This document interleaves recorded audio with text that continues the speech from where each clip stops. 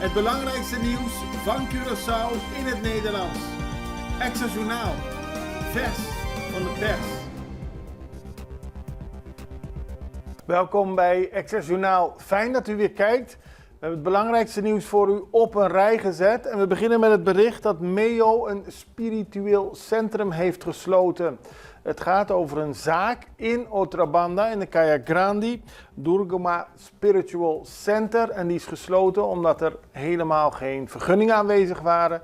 En ook toen men een kijkje naar binnen nam, dus in het Spiritual Center was het vies. Heel veel rattenvallen, muizenvallen, veel resten van beesten niet opgeruimd en daarbij dus geen vergunningen. En dat heeft ertoe geleid dat de Mind, Body and Soul Spiritual Centrum is gesloten. In het centrum wordt toekomst voorspeld, maar men heeft dus niet kunnen voorspellen dat het daadwerkelijk gesloten gaat worden. Wat er nu gaat gebeuren is nog maar de vraag. Spanning tussen overheid en bonden loopt op. We hebben er bijna elke uitzending van Extra Journaal aandacht voor. De spanning tussen de 5 bonden die de ambtenaren vertegenwoordigen en de overheid. Het gaat allemaal over het intrekken van de wet die de arbeidsvoorwaarden voor de ambtenaren met 12,5% kort. De overheid wil dat met terugwerkende kracht tot 1 januari van dit jaar. De bonden willen dat met terugwerkende kracht tot 1 januari 2023.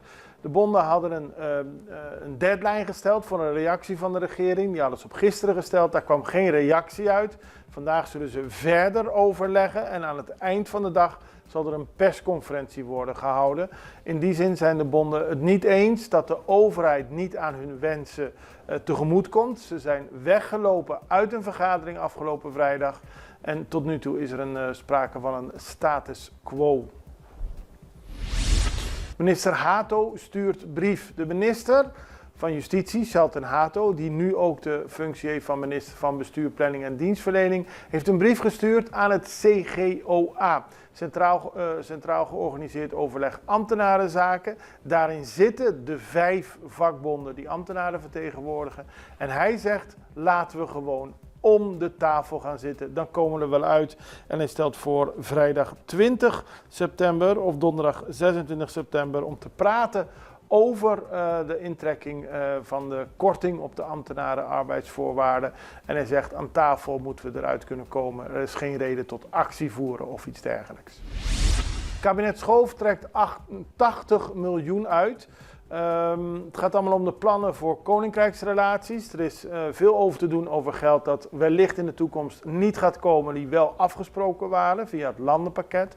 Ook zijn er subsidies die minder worden, maar wat vaststaat is dat het kabinet Schoof om de Nederlandse veiligheid en de rechtsstaat te waarborgen. Ik zeg Nederlandse, maar om de rechtsstaat en de veiligheid te waarborgen in het hele Koninkrijk. Dus ook op de 6 eilanden in de Cariben wordt er geld gegeven voor de versterking van detentie, het versterken van grenstoezicht en de aanpak van ondermijnende criminaliteit. Hier is in 2025 70 miljoen gulden mee gemoeid. Dat was geld dat al voor een groot deel was toegezegd. Maar het kabinet bevestigt dat Curaçao en Sint Maarten dit geld kunnen verwachten. Daarnaast trekt het Nederlandse kabinet 80 miljoen euro uit voor projecten die moeten bijdragen aan de versterking van het economisch fundament en het vergroten van de zelfredzaamheid van de Caribische eilanden. Dan gaat het onder meer om 40 miljoen gulden voor de nieuwe haven op Saba, 16 miljoen gulden voor het verbeteren van het wegennetwerk in Bonaire en 24 miljoen gulden voor projecten die bijdragen aan het vergroten van voedselzekerheid op de 6 verschillende eilanden. Op die manier moet er meer gewerkt worden aan economische zelfredzaamheid, aldus het kabinet Schoof. Aqualectra kondigt de bouw van een energiecentrale aan en die moet eind volgend jaar klaar zijn. Gisteren werd de papieren voor de pers getekend en de plannen voor een nieuwe energiecentrale zijn belangrijk om op die manier de continuïteit van de stroomvoorziening te verbeteren. De nieuwe centrale krijgt de naam Salou Power Plant en zal een capaciteit krijgen van 40 megawatt. Het wordt gebouwd in samenwerking met Wärtsilä. En met dat bedrijf werkt Aqualectra al 27 jaar samen. De Wärtsilä motoren worden ook gebruikt in de bestaande energiecentrales van Aqualectra op de Dokweg.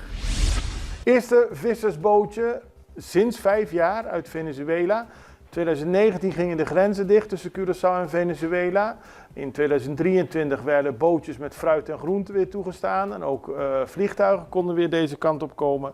Maar sinds gisteren mag er ook weer vis uit Venezuela worden vervoerd naar Curaçao. En het eerste bootje was Mama Ana uit Las Velas. En die had meer dan 7000 kilo vis aan boord. En dit is het begin van weer een nieuwe stroom bootjes met verse vis uit Venezuela op ons eiland. En dan illegale vuilstort weer opgeruimd. We hadden het er gisteren over. Dat ondanks het feit dat de vuilstortplaatsen op Curaçao gewoon gratis toegankelijk zijn, mensen toch nog illegaal afval dumpen. En in dit geval bij het monument voor de omgekomen motorrijders op de Schottegatweg dicht bij Salinha. Daar werd gewoon afval gedumpt. Maar vanochtend, heeft onze fotograaf gezien, is het ook weer opgeruimd. Dat moeten we natuurlijk ook melden. Mensen kunnen niet zomaar overal illegaal vuil storten. En zeker niet omdat het nu gratis is in de verschillende vuilstortplaatsen van Curaçao. We gaan even over naar een break. We zijn zo bij u terug. Extra in Nederland. Van Amsterdam tot Arnhem, van Groningen tot Maastricht, Extra is erbij. Volg Extra Digitaal en blijf op de hoogte van de belangrijkste ontwikkelingen in Nederland. Extra Digitaal is te zien op verschillende platforms en kanalen zoals WhatsApp, YouTube, Facebook, Instagram en ook TikTok. Wilt u ons op de hoogte brengen van een evenement of iets doorgeven? Neem contact op via WhatsApp, e-mail, Facebook of bel gewoon 06 1364 2945. Volg of abonneer je op Extra Digitaal. Klik aan en volg ons.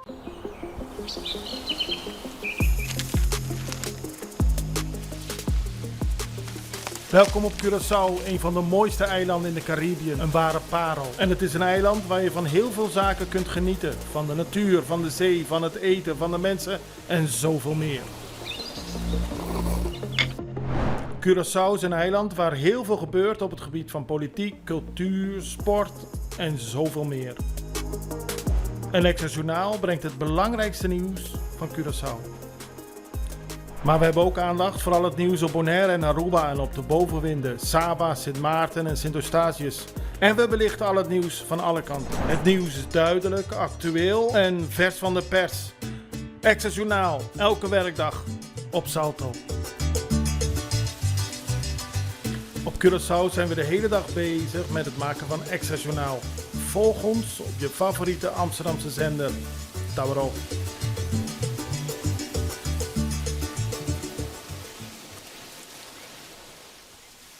We beginnen op Bonaire, want daar is er veel te doen over enkele schietincidenten in de afgelopen periode.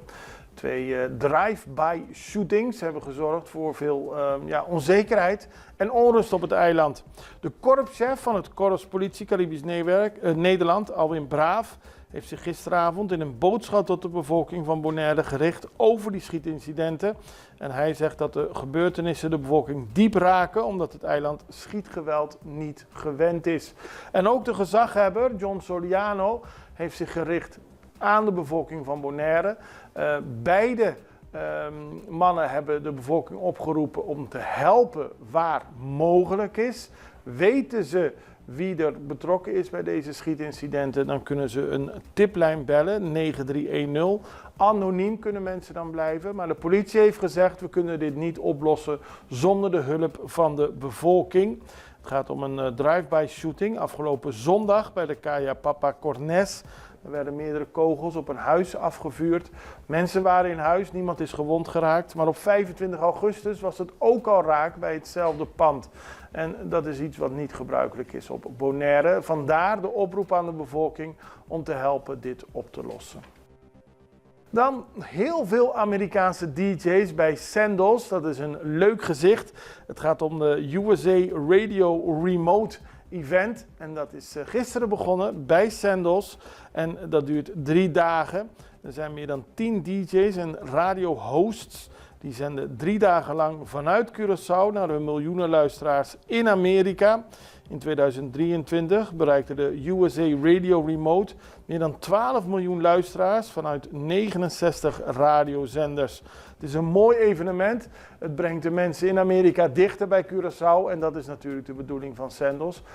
Omdat de mensen dan kunnen denken, misschien gaan we een keer naar Sendels op Curaçao. Of in het algemeen willen ze Curaçao bezoeken. Het is een aparte manier om mensen betrokken te laten raken bij je eiland. Maar ik denk wel heel effectief. Want die DJ's die hebben het heel erg naar hun zin hier op het eiland.